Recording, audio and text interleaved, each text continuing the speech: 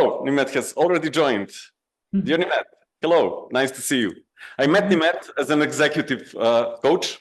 She's from Portugal. Then I learned that she was a manager for 20 years or more of a huge development agency, leading leaders, global leaders all across the globe and having 5,000 people in that company. And then on the end, I learned that she actually started as a coach and then she was headhunted to lead this corporation. So this is the story actually, where the story actually begins, where it gets really, really interesting. So how this story came about? What was your road? And welcome to Macedonia from Portugal. Oh, thank you so much, Nesh, and hello to everyone in the audience as well. The journey is, I see my career as a bit of a sandwich, that I started in education, very quickly realized that my attention was always around what was happening between either the teacher and the students, the teachers and the teachers, and that captured my attention.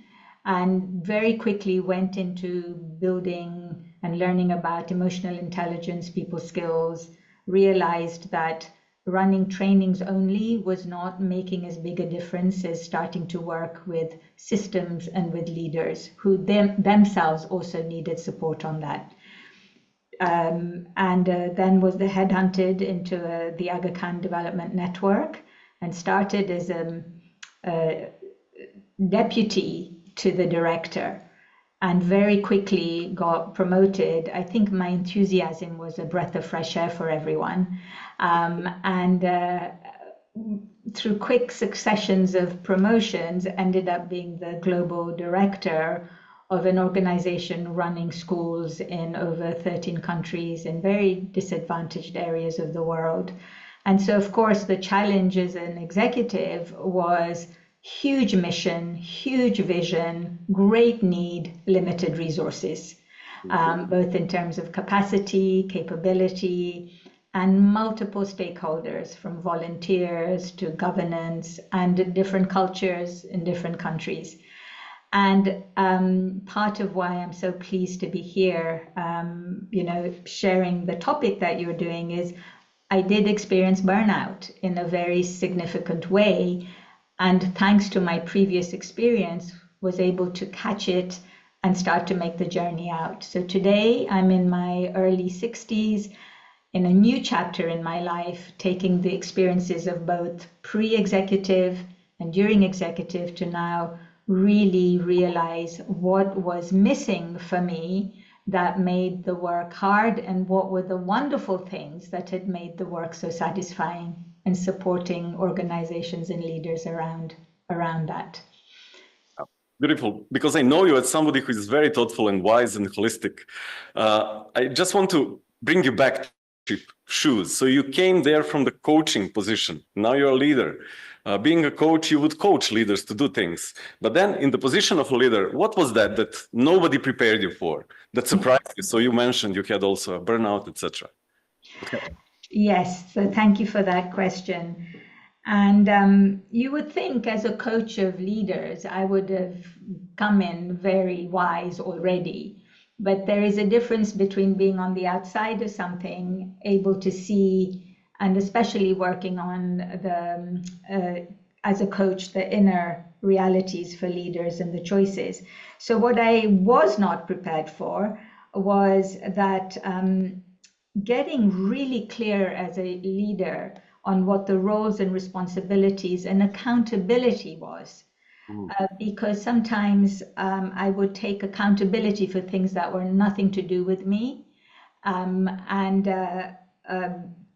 The roles and responsibilities would evolve and change, that organizations will give you more work if you do well. And you're the one who has to say, in order for us to be successful, here's what I need to reprioritize. I learned that after. We have to be very clear. I wish someone had said, get very clear about who are the people you need to pull up and develop, but who is supporting you to continue to grow.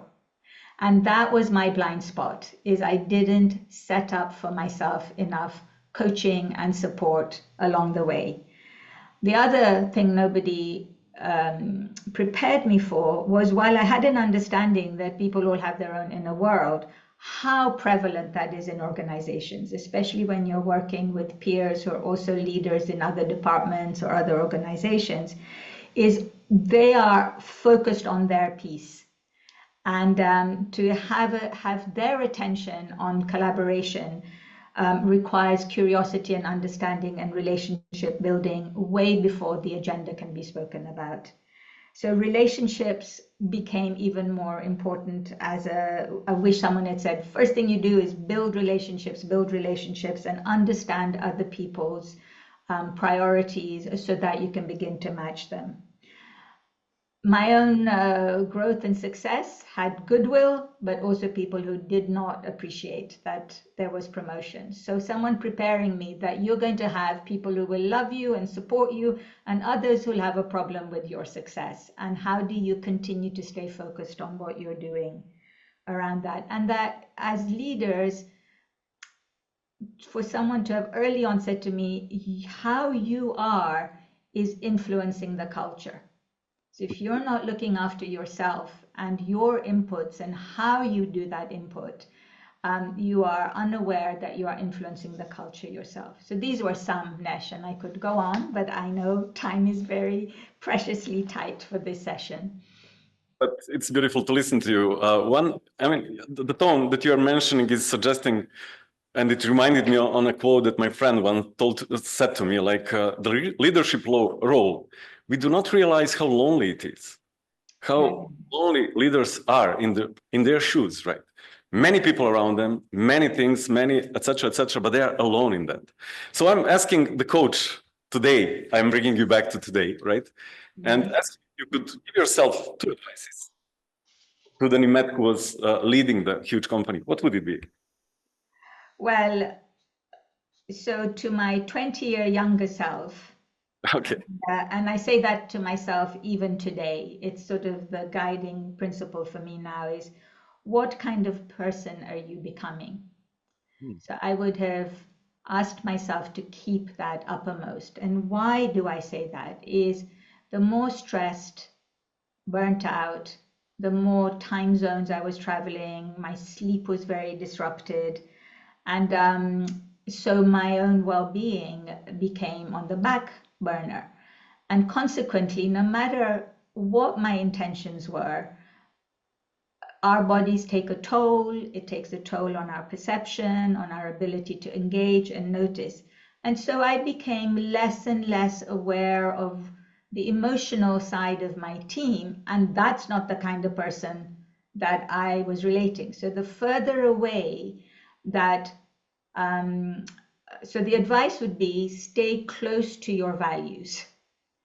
And the other advice I'd say is get a good coach right from the beginning. Here I was a coach who didn't get myself a coach. I mean, that was the biggest blind spot ever, because that coach would have helped me to, how are you and what kind of person are you becoming as you get more and more senior in terms of the choices you're making on how you're managing yourself.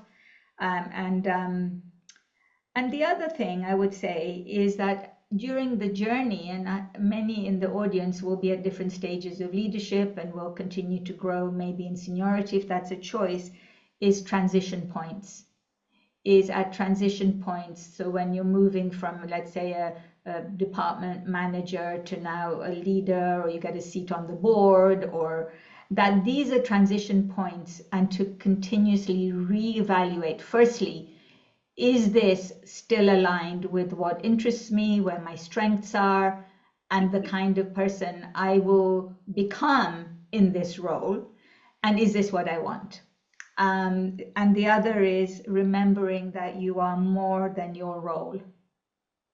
The role in your job, your leadership role, you are more than that.